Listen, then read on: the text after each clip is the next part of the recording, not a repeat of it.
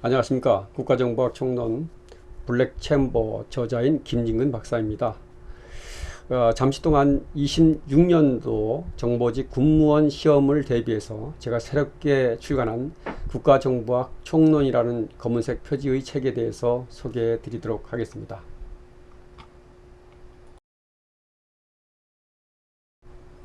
책의 겉표지는 보시는 바와 같이 검은색으로 되어 있고 책 제목은 국가정보학 총론이고 부제는 이제 검은 책, 즉 블랙북으로 되어 있습니다. 이렇게 여기에 블랙북으로 표시되어 있죠.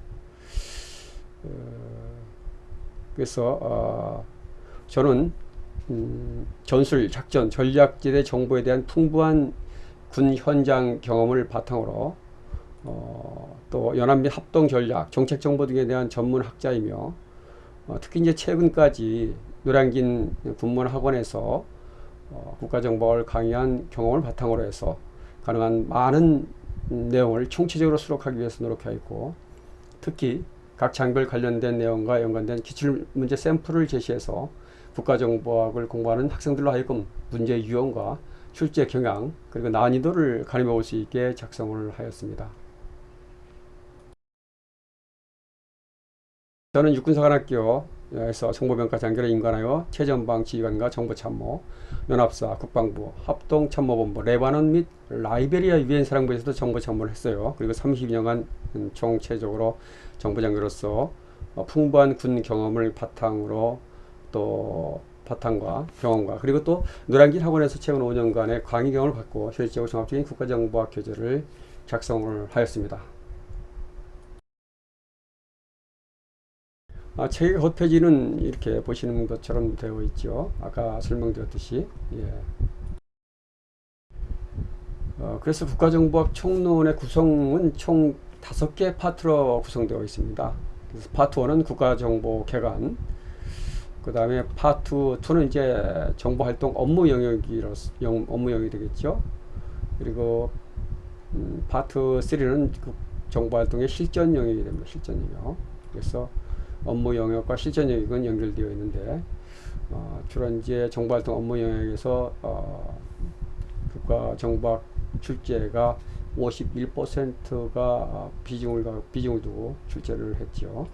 굉장히 중요한 단원이 되겠습니다. 파트 2가. 네, 파트 4는 국가 세계정보기구 현황, 그리고 파트 5는 국가정보협력과 통제 파트로 구성되어 있습니다. 그래서 먼저 파트 1을 보시면 국가정보의 개관인데, 여기는 이제 국가정보학은 무엇인가에 대한 이해, 그 다음에 국가정보의 개요, 그 다음에 국가정보 활동으로 구성되어 있고, 파트 2는 정보활동 업무 영역인데, 이 파트가 제일 이제 시험을 많이 나왔는데, 이 파트에서 51% 정도 비중을 두고 시험에 나왔죠, 지금까지. 그래서 특히나 이제 이 중에서 제4장 국가정보 생산 활동이 가장 많이 나왔죠. 보안 및 방치 활동, 비밀 공개 활동으로 구성되어 있죠. 파트 2가. 그 다음에 파트 3는 이제 정보활동 실전 영역인데, 이러한 정보활동 업무 영역 파트가, 요 네 가지 분야에 집중적으로 반영이 돼서 활동이 된다는 것이죠. 그래서 국가 안보와 위기관리 차원에서의 정보활동, 정보생산활동, 보안 방치 활동, 비밀 공개 활동이 이루어지고, 또 사이버 정보전, 테러와 국제범죄, 산업정보 활동도 최근에는 많은 비중을 두고 이런 정보활동 업무 영역이 이루어지고 있다는 것이죠.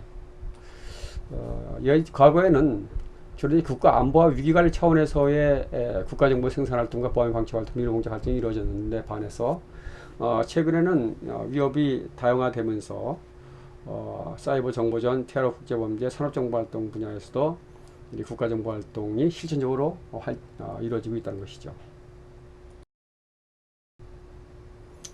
파트 4는 이제 세계정보기구 현황입니다. 여기서도 시험 문제가 이제 간간히 나오고, 특히 북한에서 시험 문제, 북한 정보기구의 시험 문제가 가장 많이 나오고, 그 다음에 미국 5개, 북한 6개, 한국 4개, 4문제. 나머지 중일러 중에서 각각 한 문제씩에서 가끔 한 번씩 나오죠. 이스라엘 쪽에서도 이제 가끔 나오고, 이렇게 이제 세계정보기구 현황에서도 문제가 출제가 됐고, 또 국가정보협력과 통제 파트에서도 최근엔 문제가 좀 많이 나왔죠. 특히 통제 파트가 중요하게 여겨지면서 문제가 이 분야에서 많이 나왔죠. 그래서 이 블랙북 국가정보학 총론의 특징은 뭐냐면은 지난 12년간 출제 경향을 분석해서 관련 내용을 총체적으로 반영했다는 거예요. 즉 14년부터 2025년까지의 경향을 잘 분석을 해서 현재까지의 문제를 내용을 잘 반영했다는 것이고, 전반적으로 내용 이해가 용이하도록 집약해서 개조식으로 작성했다는 거예요. 그리고 각 파트별 장별 구성 내용을 아주 논리적으로 정결해서 여러분들이 파트별 또 장별 절별 해서 쭉 제목만 보더라도 여러분들이 국가정보학을 쉽게 이해할 수 있도록 내용을 구성을 했고요. 특히 이제 파트 2가 사실은 지금까지 12년 동안 또 최근 5년 동안의 분석에서도 보는 바와 같이 이 51%의 비중을 두고 이 부분에서 시험 문제가 많이 출제됐다는 거예요. 파트 2에서 특히 이제 국가정보 생산활동 부분에서 가장 많이 출제가 되었죠. 파트 2에서도 4장. 그래서 이 4장을 이제 좀 더 많이 보완했죠. 그래서 이 4장에 특히나 보완된 내용은 첩보 수집의 역사를 구체적으로 기술해서 고대, 중세, 근대, 현대를 나눠서 기술을 상세하게 했고, 또 기술첩보 수집 수단을 유형별로, 나라별로 세부적으로 기술을 했고요. 또 정보 분석 기법을 총괄적으로 기술했다는 것이죠.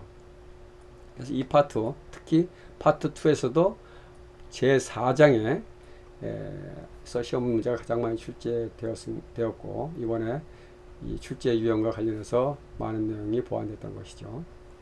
그리고 각 파트별 출제 경향과 연도별 출제 문항수를 통계 그래프를 통해서 제시를 해서 여러분들이 각 파트별 장별 공부를 할 때 출제 문제 문항수를 보고 어느 정도 그 파트별 장별 중요도를 두고 공부를 할 것인가를 판단할 수 있도록 통계 그래프에 제시를 했고요.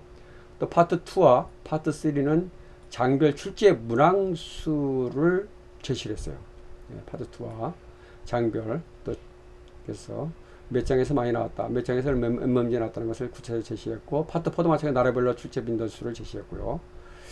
그리고 특히 이제 사이버전이 제대로 정립이 안 되어 있는데 사이버전의 발달 과정과 또 사이버전 이론에 대한 체계적인 정립을 이번에 했고요.